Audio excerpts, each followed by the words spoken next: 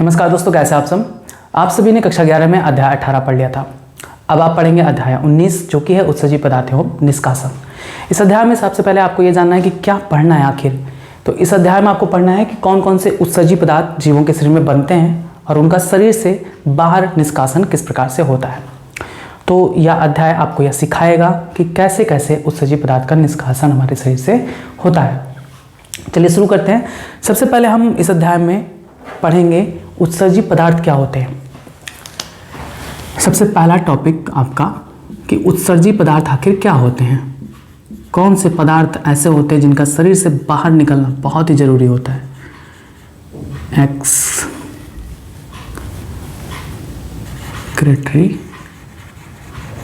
Products.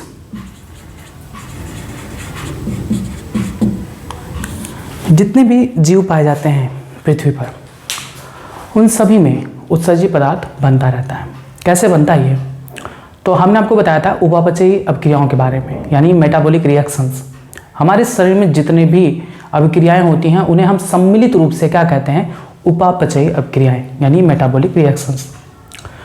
तो जीवों के शरीर में विभिन्न उपापचयी क्रियाओं के फलस्वरूप कुछ ऐसे पदार्थ भी बनते हैं जिनका हमारे शरीर में कोई उपयोग नहीं होता, और उन पदार्थों को शरीर से बाहर निकलना आवश्यक होता है। अगर वो शरीर से बाहर नहीं निकलते हैं तो उनकी मात्रा शरीर में बढ़ने से बहुत सारे अंग प्रभावित होते हैं, यहाँ तक कि मृत्यु भी हो सकती है। यानी उत्सर्जी पदार्थ ऐसे पदार्थ होते हैं जो जीवों में विभिन्न उपापचयी क्रियाओं के फलस्वरूप बनते हैं और जिनका निष्कासन बहुत ही आवश्यक होता है। ये उत्सर्जी पदार्थ भिन्न भिन्न जीवों में भिन्न भिन्न हो सकते हैं। जैसे कुछ जीवों में उत्सर्जी पदार्थ के रूप में अमोनिया बनता है, कुछ जीवों में उत्सर्जी पदार्थ के रूप में यूरिया बनता है, कुछ जीवों में उत्सर्जी पदार्थ के रूप में यूरिक अम्ल बनता है, कुछ जीवों में उत्सर्जी पदार्थ के रूप में अमीनो अम्ल बनता है। यहाँ तक कि और भी ऐसे पदार्थ होते हैं जिनका हमारे शरीर में कोई उपयोग नहीं होता है, उनको भी शरीर से बाहर निकलना आवश्यक होता है, जैसे कार्बन डाइऑक्साइड। और भी बहुत सारे आयंस हैं जैसे sodium, potassium, chlorine, phosphate, sulphate. ऐसे आयंस भी हैं जिनका शरीर में कोई उपयोग नहीं होता, इनको शरीर से बाहर निकलना आवश्यक होता है। ये उत्सर्जी पदार्थ कहलाते हैं। तो आप समझ लिए कि उत्सर्जी पदार्थ क्या होते हैं। जीवों में भिन्न भिन्न उपापचयी क्रियाओं के फलस्वरूप अनेक ऐसे पदार्थ बनते हैं जिनका शरीर में कोई उपयोग नहीं होता तथा इनका निष्कासन आवश्यक होता है।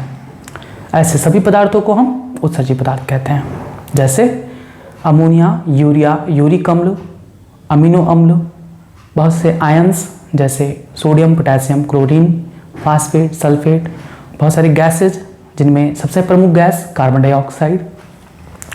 तो ये होता है उत्सर्जी पदार्थ, एक्सक्रीटरी प्रोडक्ट्स, यानी ऐसे पदार्थ जो हमारे शरीर में या जीवों के शरीर में उपयोगी ना हो तथा उनका शरीर में रहना भी हानिकारक हो, उनका शरीर से निकल जाना ही अच्छा होता है। ऐसे पदार्थों को हम उत्सर्जी पदार्थ कहते हैं। तो आप यहाँ पर ऐसे याद करेंगे कि प्राणियों में विभिन्न उपापचयी अभिक्रियाओं यानी मेटाबॉलिक रिएक्शंस, मेटाबॉलिक रिएक्शंस के फलस्वरूप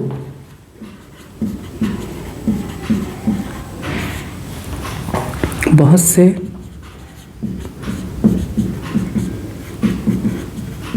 ऐसे पदार्थ बनते हैं जिनका निष्कासन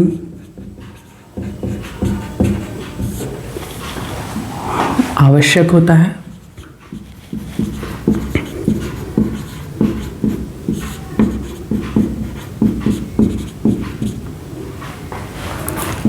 ऐसे सभी पदार्थ उत्सर्जी पदार्थ कहलाते हैं। अभी हम मनुष्य के बारे में नहीं बात कर रहे, हम सभी प्राणियों की बात कर रहे हैं, उत्सर्जी पदार्थ कहलाते हैं। ठीक है, याद करिए।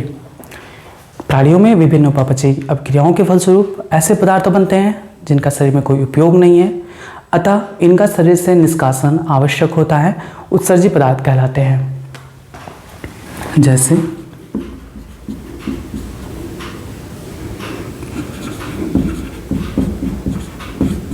अमोनिया, यूरिया, यूरिक अम्ल,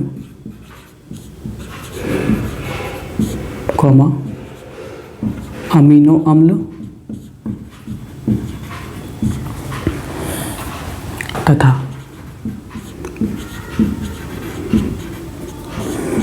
कार्बन डाइऑक्साइड तथा आयन जैसे कौन कौन से ion? Sodium, potassium,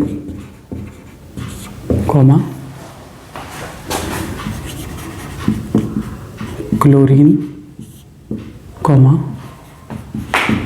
phosphate, sulphate आदि। इनमें जो प्रमुख नाइट्रोजनी पदार्थ होता है वो है अमोनिया, यूरिया, यूरिक अम्ल और अमीनो अम्ल, जिनके बारे में हमें डिटेल पढ़ना है। यहाँ पे लिख सकते हैं, प्राणियों द्वारा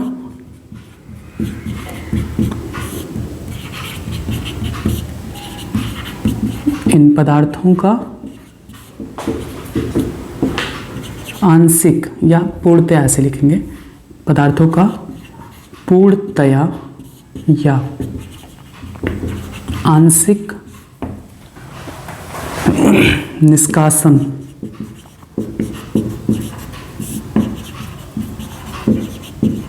आवश्यक है। प्राणियों द्वारा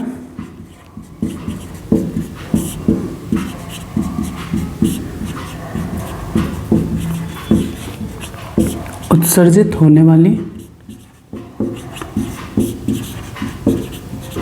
नाइट्रोजनी अपशिष्टों में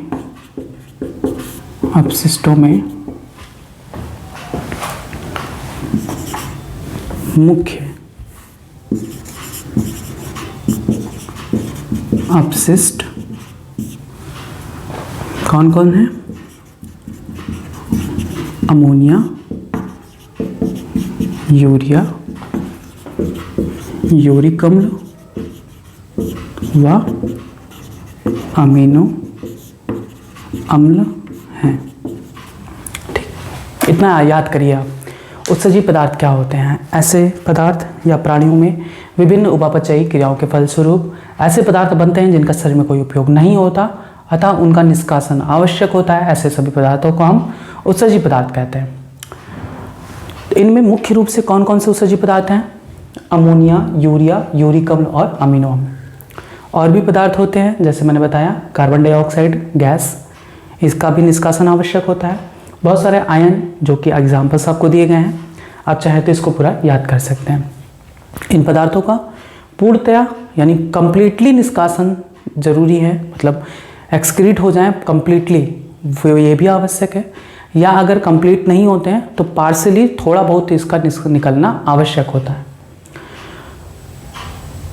ठीक, ये मुख्य आपके जो नाइट्रोजनी अपशिष्ट हैं जो विभिन्न जीवों द्वारा निष्कासित किए जाते हैं, उनमें यूरिया, अमोनिया, यूरिया, यूरिक अम्ल व अमीनो अम्ल प्रमुख होते हैं। ये प्रमुख नाइट्रोजनी अपशिष्ट होते हैं जो जीवों में बनते हैं और उनके शरीर से निष्कासित होते हैं। अब हम यहाँ पर ये पढ़ेंगे कि देखिए, मैंने पहले भी बताया था अभी थोड़ी देर पहले कि भिन्न भिन्न जीवों में भिन्न भिन्न नाइट्रोजनी अपशिष्ट बनता है। यानी ऐसा जरूरी नहीं है कि हमारे शरीर में ये भी बन रहा है, ये भी बन रहा है, ये भी बन रहा है, ये भी बन रहा है। अलग अलग जीवों में अलग अलग नाइट्रोजनी अपशिष्ट बनते हैं।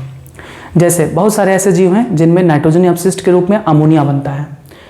बहुत सारे ऐसे जीव हैं इंक्लूडिंग ह्यूमन बींग्स, मतलब मनुष्य भी, जिनमें यूरिया बनता है। हम लोगों का जो नाइट्रोजनीय अपशिष्ट है वो यूरिया होता है। बहुत से ऐसे जीव हैं जिनमें नाइट्रोजनीय अपशिष्ट यूरिक अम्ल बनता है। बहुत से ऐसे जीव हैं जिनमें नाइट्रोजनीय अपशिष्ट के रूप में अमीनो अम्ल बनता है। ध्यान से समझिएगा, ये सब बातें बहुत इंपॉर्टेंट हैं। ये उत्सर्जी पदार्थ भिन्न भिन्न जीवों में भिन्न भिन्न बनते हैं। अगर आपसे पूछा जाए मनुष्य में उत्सर्जी पदार्थ के रूप में क्या बनता है, तो क्या बताएंगे? यूरिया। यानी अलग अलग जीवों में अलग अलग उत्सर्जी पदार्थ बनते हैं। अब हमें यही पढ़ना है कि कौन कौन से जीवों में कौन कौन सा उत्सर्जी पदार्थ बनता है। इनको नाम दिया जाता है ऐसे जीवों को जिसमें अमोनिया उत्सर्जी पदार्थ के रूप में बनता है। ऐसे जीवों को हम अमोनिया उत्सर्जी कहते हैं। यहीं पे याद कर डालिए, ऐसे जीव जो अमोनिया का उत्सर्जन करते हैं, याद करिए तुरंत, अमोनिया का उत्सर्जन करते हैं, ऐसे जीवों को हम क्या कहते हैं? अमोनिया उत्सर्जी। ठीक, ऐसे सभी जीव जो यूरिया का उत्सर्जन करते हैं, जीव जो यूरिया का उत्सर्जन करते हैं, उन्हें हम क्या कहते हैं? उन्हें हम कहते हैं यूरिया उत्सर्जी।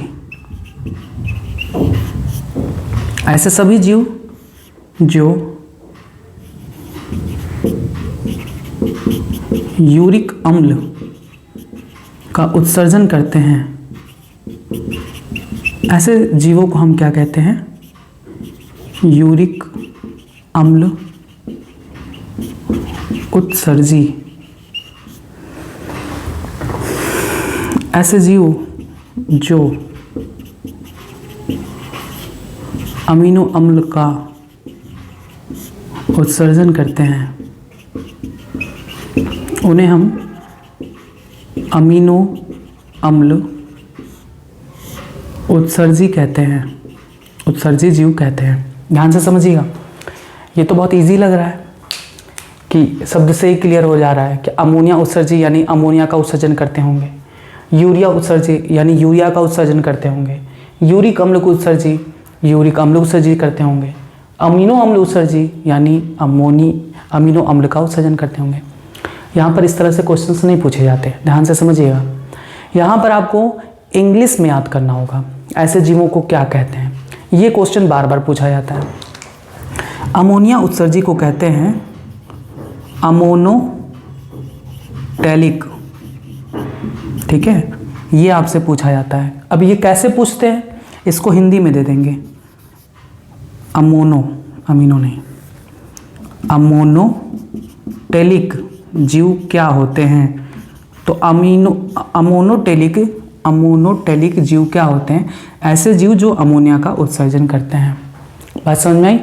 यहाँ पर ये इंपॉर्टेंट है, इंग्लिश वाला ज़्यादा पूछा जाता है। हिंदी तो सभी लोग जानते हैं कि पढ़ पाओगे, पढ़ते ही आप समझ जाओगे कि किसका उत्सर्जन करना है। यूरिया उत्सर्जी को इंग्लिश में कहते हैं यूरियोटेलिक। इसको इस तरह से लिखा जाता है हिंदी में, यूरियोटेलिक। पूछा जाएगा यूरियोटेलिक जीव क्या होते हैं? तो ऐसे जीव जो यूरिया का उत्सर्जन करते हैं। यूरिक अम्ल उत्सर्जी को कहते हैं यूरेकोटेलिक। देखिए, यूरियोटेलिक और यूरेकोटेलिक में अंतर है। यूरेकोटेलिक जीव जितना आपको याद करा रहे हैं, याद करते चलेंगे, बहुत बेनिफिट होगा। अमीनो अम्ल उत्सर्जी को कहते हैं अमीनोटेलिक। देखिए यहाँ पर अंतर है, ये अमोनो है और ये अमीनोटेलिक है। छोटा छोटा अंतर जो है डिस्टरबेंस क्रिएट करता है, तो इसको ध्यान में रखेंगे, याद हो जाएगा। बात समझ में आई आपको कि वे जीव जो अमोनिया का उत्सर्जन करते हैं उन्हें हम अमोनोटेलिक कहते हैं। वे जीव जो यूरिया का उत्सर्जन करते हैं उन्हें हम यूरियोटेलिक कहते हैं। वो जो यूरिक एसिड का उत्सर्जन करते हैं उन्हें हम यूरेकोटेलिक कहते हैं। वे जीव जो अमीनो अम्ल का उत्सर्जन करते हैं उन्हें हम अमीनोटेलिक कहते हैं। बहुत इंपॉर्टेंट है, ये सब आपको याद होना चाहिए। पूछा जाता है कि इन सभी नाइट्रोजनी अपशिष्टों में सबसे ज़्यादा विषैला कौन होता है? तो सबसे ज़्यादा विषैला जो होता है वो है हमारा अमोनिया। अमोनिया, ये दूसरा इंपॉर्टेंट पॉइंट आपको बता रहे हैं, सबसे विषैला होता है, मोस्ट पॉइजनस। और इसके निष्कासन के लिए, अमोनिया के निष्कासन के लिए बहुत अधिक मात्रा में जल की आवश्यकता होती है। बहुत, ये तीसरा पॉइंट आप याद करेंगे अमोनिया के बारे में। अमोनिया उत्सर्जन करने वाले जीवों को हम अमोनोटेलिक कहते हैं। और अमोनिया सबसे विषैला नाइट्रोजनी अपशिष्ट होता है और इसके निष्कासन के लिए बहुत अधिक जल की आवश्यकता होती है। याद करेंगे, सबसे ज़्यादा जल की आवश्यकता होती है। तो अब इतना जल कौन प्रयोग में ला पाएगा? वही जो जल में पाए जाते हैं। तो ऐसे सभी जीव जो जल में पाए जाते हैं वो अमोनोटेलिक होते हैं, उनमें अमोनिया का उत्सर्जन होता है, लेकिन समुद्री मछलियों को छोड़कर। यानी ये इसमें कौन आएंगे? इसमें आएंगे अस्थिल मछलियाँ,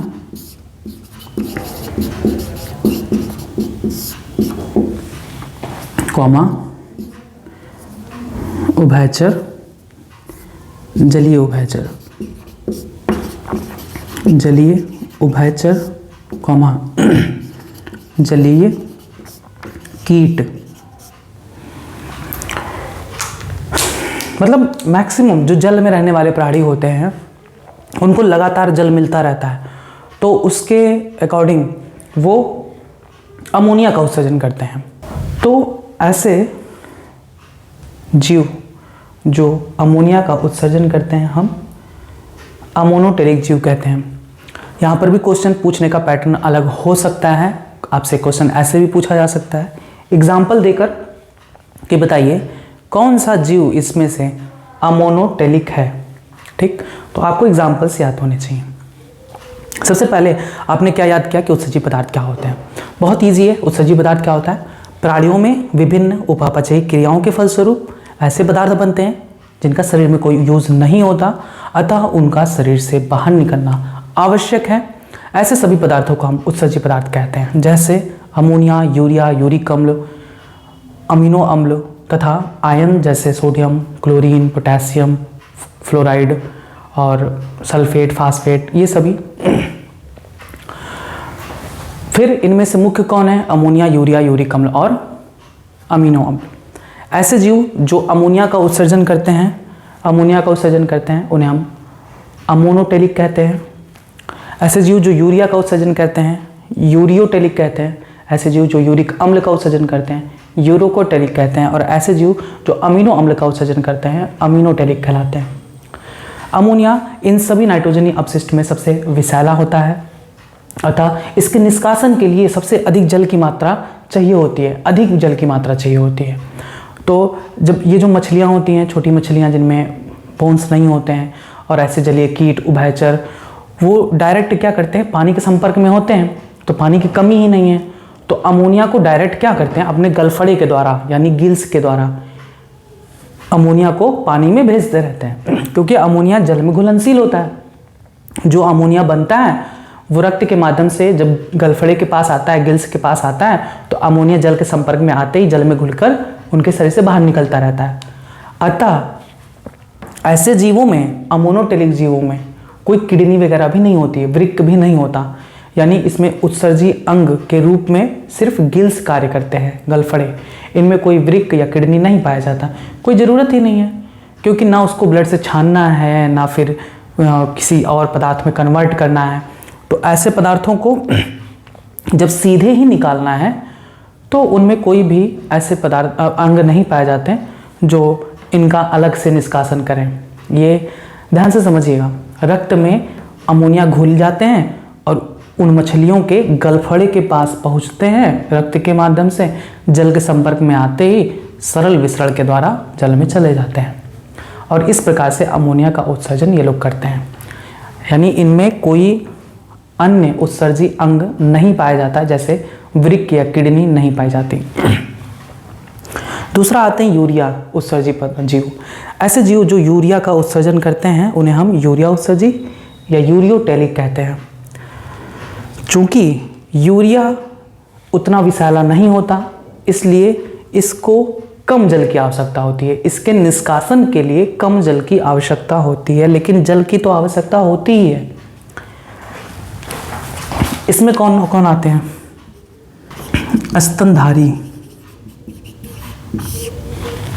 कौमा, स्थलीय उभयचर,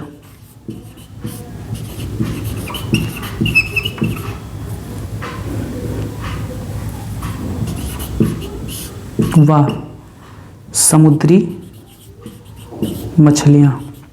अब आप लोग समझ सकते हैं, स्तनधारी आ गया यानी मनुष्य भी इसमें आ गया। मनुष्य क्या होते हैं? यूरिया उत्सर्जी होते हैं, यानी जो हम यूरिन पास करते हैं, जो यूरिन निकालते हैं, उसमें कौन सा उत्सर्जी पदार्थ होता है? यूरिया होता है। और इसके निष्कासन के लिए कम जल की आवश्यकता होती है, बहुत ज़्यादा जल की आवश्यकता नहीं होती। याद करेंगे, यूरिया के उत्सर्जन के लिए कम जल की आवश्यकता होती है।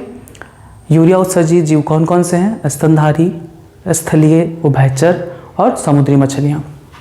अब आप आते हैं यूरिक अम्ल उत्सर्जित जीव के बारे में पढ़ते हैं। ऐसे जीव जिनमें यूरिक अम्ल का उत्सर्जन होता है। तो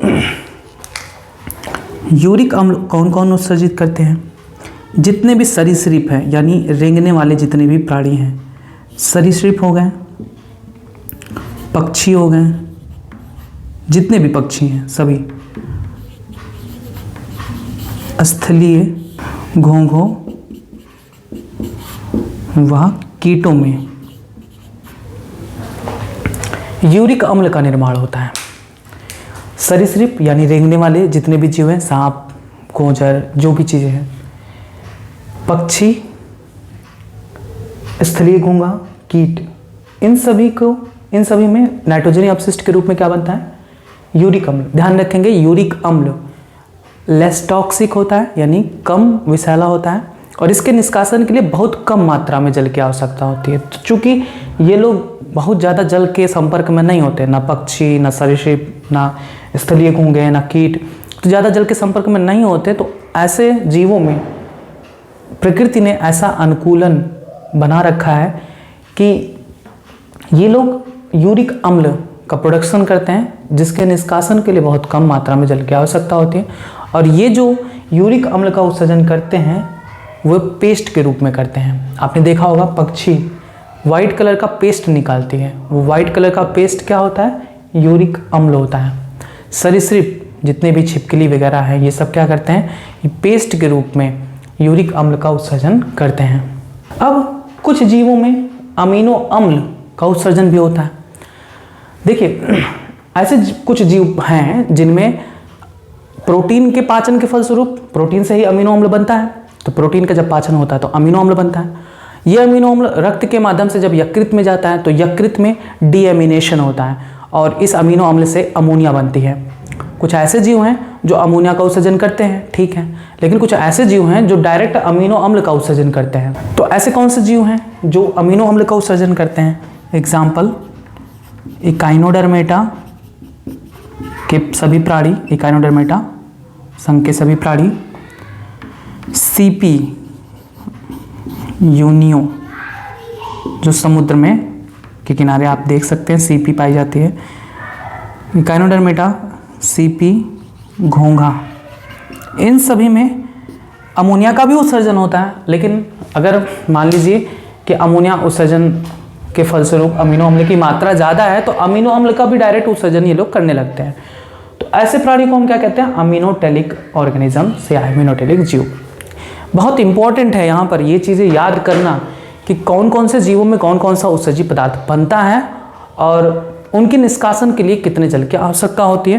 तो जल की मात्रा तो नहीं पूछी जाती है, लेकिन ये पूछा जाता है कि सबसे ज़्यादा जल की मात्रा किस नाइट्रोजनी अपशिष्ट को उत्सर्जित करने में लगता है? अमोनिया। देखिए ये क्या है? विषैला है, ठीक है। यूरिया क्या है? थोड़ा विषैला है। बहुत ज़्यादा नहीं, इनके मुकाबले तो कम है। अब इनके मुकाबले ये कम है, यूरिक अम्ल कम विषैला, ठीक। ये इस तरह से पूछा जा सकता है कि सबसे ज़्यादा विषैला कौन होता है, अमोनिया, उससे कम यूरिया, उससे भी कम विषैला यूरिक अम्ल होता है। और अमीनो अम्ल तो विषैला नहीं कहा जा सकता, क्योंकि अमीनो अम्ल का यूज़ होता है बॉडी बिल्डिंग ब्लॉक या एलिमेंट्स के रूप में, तो लेकिन आवश्यकता से अगर अधिक है तो इनका भी उत्सर्जन कुछ जीवों में होता है। ये था उत्सर्जी पदार्थ और उनके निष्कासन के बारे में। तो आप इतना पॉइंट लिख लीजिए। सबसे पहले आप हेडिंग डालेंगे उत्सर्जी पदार्थ, एक्सक्रीटरी प्रोडक्ट्स, अपने मन से लिखेंगे जो भी मैंने आपको बताया।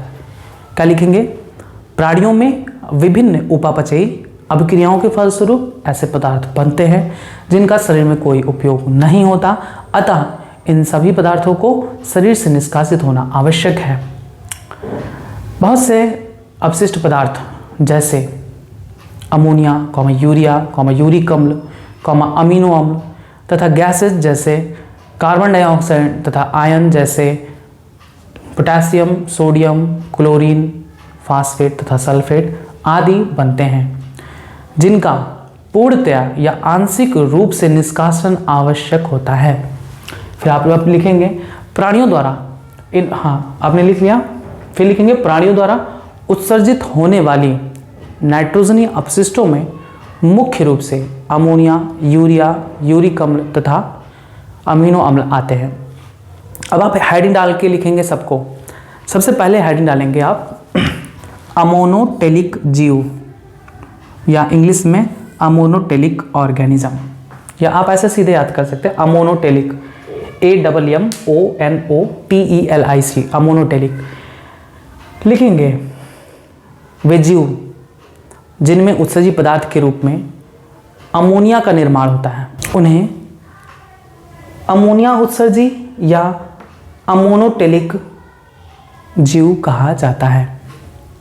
लिखेंगे अमोनिया सबसे अधिक विषैला पदार्थ है तथा इसके निष्कासन के लिए जल की अत्यधिक मात्रा आवश्यक है।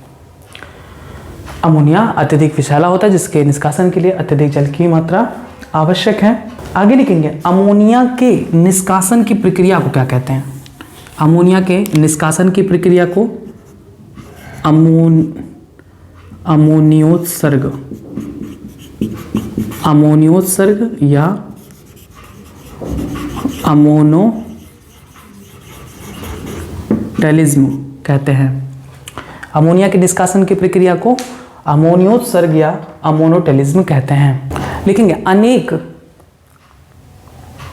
अस्थिल मछलियां, जलीय उभयचर तथा जलीय कीट अमोनिया का उत्सर्जन करते हैं। लिखेंगे अमोनिया सरलता से घुलनशील है, इसलिए आसानी से ये अमोनियम आयनों के रूप में शरीर की सतह तथा मछलियों के कुलोम की सतह द्वारा विसरण के माध्यम से निष्कासित हो जाती हैं। आगे लिखेंगे इस उत्सर्जन में वृक्क की कोई अहम भूमिका नहीं होती। ऐसे प्राणियों को अमोनोटेलिक जीव कहते हैं। अब आप हेडिंग डालेंगे यूरिया उत्सर्जी या यूरियोटेलिक जीव। लिखेंगे स्थलीय आवास में, स्थलीय आवास यानी स्थल पर, जल में नहीं, स्थल पर। तो स्थलीय आवास में अनुकूलन हेतु, जैसे पानी की मात्रा उतनी तो नहीं है, तो उस पानी को बचाने के लिए ऐसे जीवों में प्रकृति ने एक अनुकूलन दे दिया है कि वो अमोनिया नहीं उत्सर्जित करते हैं, यूरिया उत्सर्जित करते हैं। तो लिखेंगे स्थलीय आवास में अनुकूलन हेतु जल की हानि से बचने के लिए प्राणी कम विषैले नाइट्रोजनी अपशिष्ट जैसे यूरिया तथा यूरिक अम्ल का उत्सर्जन करते हैं। लिखेंगे स्तनधारी कई स्थलीय उभयचर तथा समुद्री मछलियाँ नाइट्रोजनी अपशिष्ट के रूप में यूरिया का उत्सर्जन करती हैं तथा यूरिया उत्सर्जी यानी यूरियोटेलिक कहलाती हैं। आगे लिखेंगे इन प्राणियों में उपापचयी क्रियाओं के फलस्वरूप निर्मित अमोनिया, बनता तो अमोनिया है इन जीवों में, मतलब हमारे शरीर में भी अमोनिया का निर्माण होता है, लेकिन ये अमोनिया रक्त के माध्यम से हमारे यकृत में पहुंचती है। और मैंने आपको बताया है एक कार्य यकृत का यह भी है कि अमोनिया को यूरिया में परिवर्तित करना। ये क्वेश्चन भी बार बार पूछा जाता है कि मूत्र में उपस्थित यूरिया का निर्माण कहाँ पर होता है। तो मूत्र में उपस्थित यूरिया का निर्माण हमारे यकृत में होता है। विभिन्न उपापचयी क्रियाओं के फलस्वरूप बने अमोनिया को यकृत ही यूरिया में परिवर्तित करता है और फिर इसे रक्त में छोड़ देता है। रक्त के माध्यम से जब ये यूरिया हमारी किडनी यानी वृक्क में पहुंचती है तो ये वृक्क क्या करता है, फिल्टर करता है। फिल्ट्रेशन के द्वारा रक्त से इस यूरिया को छान देता है और मूत्र के माध्यम से शरीर से बाहर निष्कासित कर देता है। ध्यान से समझिएगा, ये क्वेश्चन बहुत इंपॉर्टेंट है। हमारे मूत्र में जो गंध आती है उसके लिए कौन रिस्पॉन्सिबल है, यूरिया। पूछा जाता है कि मूत्र में उपस्थित यूरिया का निर्माण हमारे शरीर के किस अंग में होता है, तो यकृत में होता है। यानी ऐसे जीवों में उपापचयी क्रियाओं के फलस्वरूप अमोनिया का निर्माण होता है। ये अमोनिया यकृत में यूरिया में परिवर्तित हो जाता है और ये यूरिया रक्त के माध्यम से वृक्क में जब पहुंचता है तो वृक्क के निस्यंदन यानी फिल्ट्रेशन के द्वारा शरीर से बाहर निकाल दी जाती हैं। फिल्टर करके वो शरीर से बाहर निष्कासित कर दी जाती है। लिखेंगे इसमें आगे। इन प्राणियों में उपापचयी क्रियाओं के फलस्वरूप बने अमोनिया का परिवर्तन यूरिया में होता है यकृत के माध्यम से तथा यहाँ से ये रक्त में मुक्त हो जाते हैं, जिसे वृक्कों द्वारा निस्यंदन के पश्चात निष्कासित कर दिया जाता है। बस नेक्स्ट हेडिंग डालेंगे यूरिकोटेलिक जीव।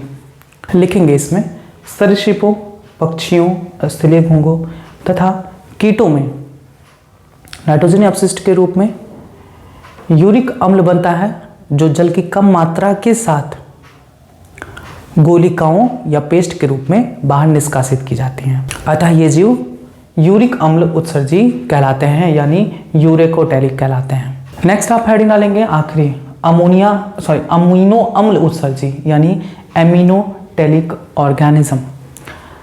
इसमें लिखेंगे कुछ जंतुओं में प्रोटीन के पाचन के फलस्वरूप अमीनो अम्ल बनता है। ये अमीनो अम्ल रक्त के माध्यम से यकृत में पहुंचता है जहां डीएमिनेशन के द्वारा अमीनो अम्ल का अमोनिया में परिवर्तन होता है। कुछ जंतुओं में आवश्यकता से अधिक अमीनो अम्ल का उसी रूप में उत्सर्जन हो जाता है। ऐसे जीवों को अमीनो अम्ल उत्सर्जी कहते हैं, जैसे इकाइनोडर्मेटा, सीपी तथा घोंघा आदि। बस ये था उत्सर्जी पदार्थ और कौन कौन से जीवों में कौन कौन सा उत्सर्जी पदार्थ बनता है और उसका निष्कासन होता है, इसके बारे में समस्त जानकारी आपको दे दी गई है। बार बार पूछे जाते हैं, नीट में ये क्वेश्चंस काफ़ी पूछे जाते हैं कि अमोनिया उत्सर्जी जीवों को क्या कहते हैं, अमोनोटेलिक कहते हैं। याद कर डालिए, 4 है बाबू, कुछ भी नहीं है, बहुत ईजी है ये। अमोनोटेलिक जो है यानी अमोनिया का उत्सर्जन करते हैं। यूरियोटेलिक यानी यूरिया का उत्सर्जन करते हैं। यूरेकोटेलिक यानी यूरिक अम्ल का उत्सर्जन करते हैं। अमीनोटेलिक यानी अमीनो अम्ल का उत्सर्जन करते हैं। एग्जाम्पल्स याद कर लीजिए, इजी है, कुछ नहीं है। अमोनिया का उत्सर्जन कौन करते हैं, जो जल में पाए जाते हैं, आस्थल मछलियाँ। बस यहाँ पर ये ध्यान रखना होगा कि समुद्री मछलियाँ यूरिया का निष्कासन करती हैं। बाकी जितनी भी आस्थल मछलियाँ हैं, जलीय घोंघे हैं, या फिर आप जलीय उभयचर की बात कर लें या जलीय कीट की बात करें तो उनमें अमोनिया का निष्कासन होता है। यूरिया का निष्कासन मनुष्य हैं तो आप स्तनधारी समझ सकते हैं। सभी स्तनधारी, स्थलीय उभयचर, समुद्री मछलियाँ, इन सभी में यूरिया का उत्सर्जन होता है। यूरिक अम्ल यानी पेस्ट के रूप में कौन निष्कासन करता है, तो आपने देखा होगा पक्षी हैं, छिपकली, घरेलू छिपकली। छिपकली से आप सरीसृप याद कर सकते हैं, पक्षी हो गया, और भी एग्जाम्पल्स हैं जैसे स्थलीय घोंघे, कीट। ये सभी क्या करते हैं, पेस्ट के फॉर्म में यूरिक अम्ल का उत्सर्जन करते हैं। अमीनो अम्ल का उत्सर्जन कौन करता है, इकाइनोडर्मेटा, सीपी, घोंघा। बस 3 एग्जाम्पल्स हैं। सबसे ज़्यादा विषैला कौन सा उत्सर्जी पदार्थ होता है, तो अमोनिया होता है, जिसके निष्कासन के लिए सबसे अधिक जल की मात्रा आवश्यक होता है। बस ये था आपका उत्सर्जी पदार्थ के बारे में। अब हम पढ़ेंगे नेक्स्ट टॉपिक, उत्सर्जी अंग क्या होते हैं और कौन कौन से जीवों में कौन कौन से उत्सर्जी अंग पाए जाते हैं। ये टॉपिक जो बताने जा रहे हैं यह भी नीट के अकॉर्डिंग बहुत बहुत इम्पोर्टेंट है। मैच द कॉलम में ये बहुत ज़्यादा पूछे जाते हैं। 3-4 हैं, याद कर लेंगे तो एक क्वेश्चन तो डन हो जाएगा आपके नीट के लिए।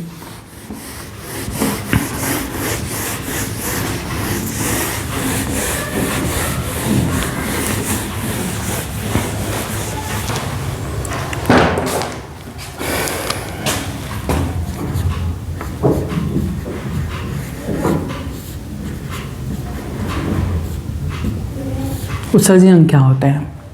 तो ऐसे अंग जो उत्सर्जी पदार्थ को निष्कासित करते हैं उत्सर्जी अंग कहलाते हैं। अलग अलग जीवों में अलग अलग उत्सर्जी अंग पाए जाते हैं। तो हम यहाँ पर संघ के अकॉर्डिंग देखेंगे। 11 संघ आपको बताया, तो उसमें भी आपको बताए थे 11 संघों में कि कौन कौन से संघ में कौन कौन से उत्सर्जी अंग पाए जाते हैं। तो वहाँ पे थोड़ा क्या कहते हैं, रायता फैल जाता है, दही का रायता फैल जाता है। टॉपिक ज़्यादा होते हैं इसलिए वहाँ पर वो चीज़ें याद नहीं हो पाती, तो यहाँ पर याद करेंगे सिक्वेंशियल। 3-4 हैं, जैसे प्रोटोनेफ्रीडिया है, फिर नेफ्रीडिया है, मैल्पिगियन ट्यूब्यूल्स हैं, ग्रीन ग्लैंड्स हैं। बस इतने हैं जिनके बारे में आपको याद करना है। तो सबसे पहला आता है, जिसे हिंदी में कहते हैं, वो है आदिवृक्कक। पूछा जाता है आदिवृक्कक उत्सर्जी अंग किन जीवों में पाया जाता है। एग्जाम्पल से पूछे जाते हैं तो आपको एग्जाम्पल से याद रखने हैं। आदिवृक्कक, या इसे हम ज्वाला कोशिकाएं भी कहते हैं। हिंदी इंग्लिश दोनों याद रखेंगे। ज्वाला कोशिकाएं, इसको इंग्लिश में कहते हैं प्रोटोनेफ्रीडिया, प्रोटोनेफ्रीडिया और फ्लेम सेल्स। तो ये जो उत्सर्जी अंग है वो पाया जाता है प्लेटी हेलमिन्थीज संघ के प्राणियों में, रोटिफर्स में पाया जाता है, कुछ एनिलिडा में पाया जाता है। एनिलिडा संघ के प्राणी में उन्हें हम कह सकते हैं कुछ एनिलिड्स, व सिफेलोकॉर्डेटा में, सिफेलोकॉर्डेटा संघ के प्राणियों में पाया जाता है। ठीक, याद करिए आदिवृक्कक या ज्वाला कोशिकाएं, प्रोटोनेफ्रीडिया या फ्लेम सेल्स किन प्राणियों का उत्सर्जी अंग होता है? तो प्लेटी हेलमिन्थीज, रोटिफर, कुछ एनेलिडा और कुछ सिफेलोकॉर्डेटा प्राणियों में। दूसरा आता है वृक्कक। आदिवृक्कक और वृक्कक अलग है, ठीक है। इसे हम इंग्लिश में कहते हैं नेफ्रीडिया। अब नेफ्रीडिया किन जीवों में उत्सर्जी अंग के रूप में पाया जाता है? तो केचुए व अन्य एनेलिड्स में। ये इंपॉर्टेंट है, बार बार पूछा गया है क्योंकि केचुए से रिलेटेड क्वेश्चंस तो पूछे जाते हैं हर साल। तो ये पूछा जाता है कि नेफ्रीडिया किस में उत्सर्जी अंग का कार्य करता है? केचुआ। अब चूंकि एनेलिडा में ही आता है केचुआ, तो इसलिए यहाँ पर यह याद करना इम्पोर्टेंट है कि केचुआ और अन्य एनेलिडा में उत्सर्जी पदार्थ उत्सर्जी अंग के रूप में क्या पाया जाता है? वृक्कक। तीसरा आता है मैल्पिगियन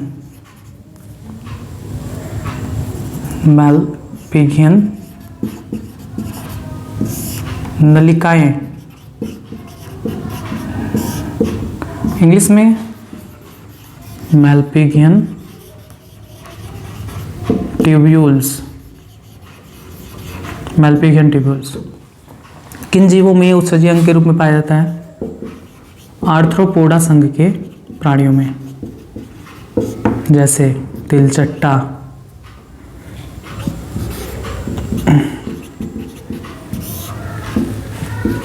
सभी कीड़े मकोड़ों में उत्सर्जी अंग के रूप में क्या पाया जाता है? मैल्पिगियन नलिकाएं।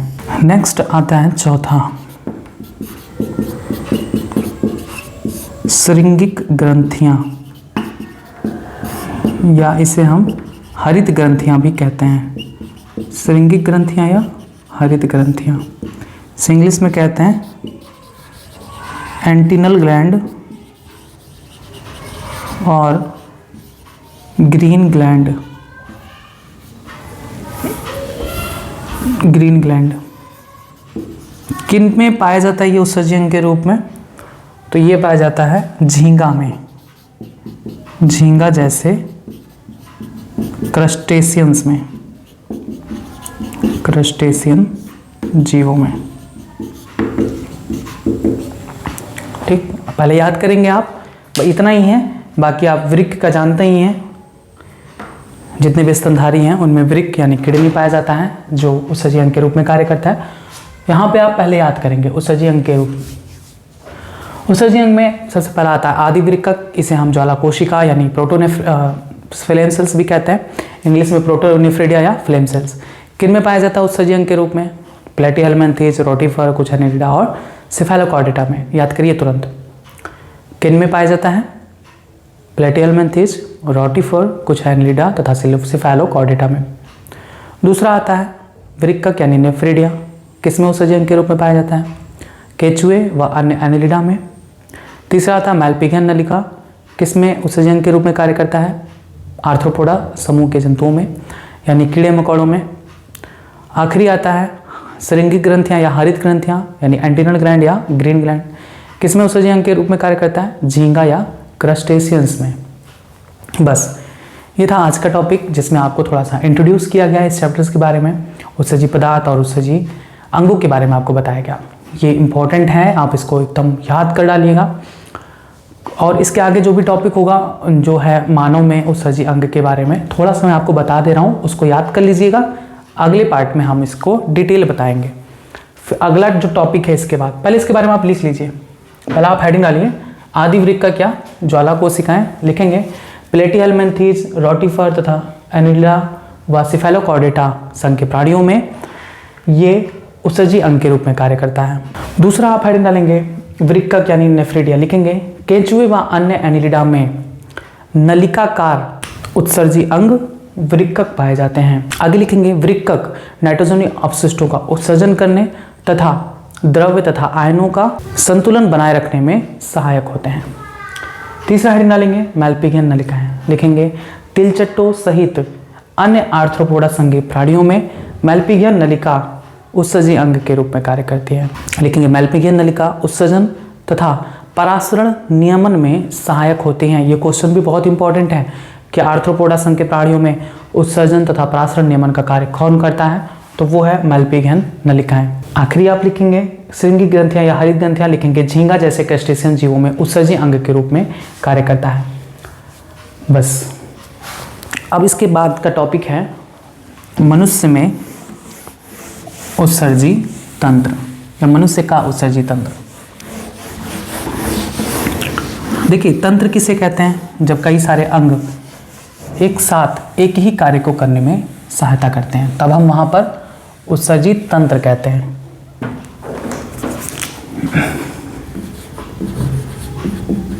मनुष्य का उत्सर्जी तंत्र। इस उत्सर्जी तंत्र में क्या क्या आते हैं? देखिए हमारे शरीर में उत्सर्जी अंग का मतलब क्या होता है? उत्सर्जी अंग का मतलब होता है जो उत्सर्जी पदार्थ को शरीर से निष्कासित करें।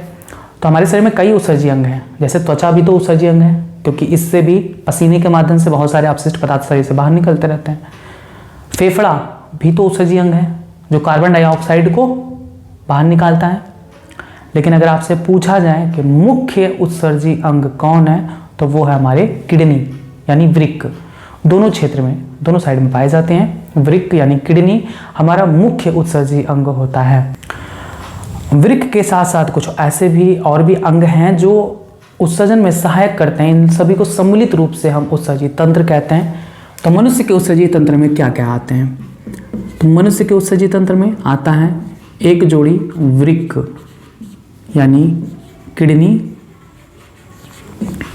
दूसरा एक जोड़ी मूत्र नलिका यानी पेयर ऑफ यूरेटर्स, दूसरा एक मूत्राशय। देखिए जोड़ी नहीं लिखे हैं, एक सिंगल है मूत्राशय यानी urinary bladder, urinary bladder. Next, एक मूत्र मार्ग यानी यूरेथ्रा। ठीक, बस। तो हमारे उत्सर्जी तंत्र में कौन कौन आते हैं? एक जोड़ी वृक्क आता है, यानी दो होते हैं किडनी। एक जोड़ी मूत्र नलिका, यानी दो यूरेटर्स होते हैं। एक मूत्राशय, यानी सिर्फ एक मूत्राशय, यानी एयर यूरिनरी ब्लैडर होता है। और एक सिंगल यूरेथ्रा होता है, यानी मूत्र मार्ग होता है, जिसके माध्यम से मूत्र बाहर निकलते हैं। बस, आज का टॉपिक इतना ही।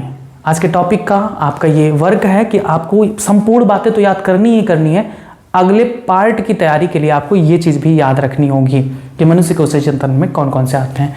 तो नेक्स्ट पार्ट में मैं आपसे सबसे पहले यही पूछूंगा और उसके बाद इसके आगे के टॉपिक्स के बारे में बताऊंगा।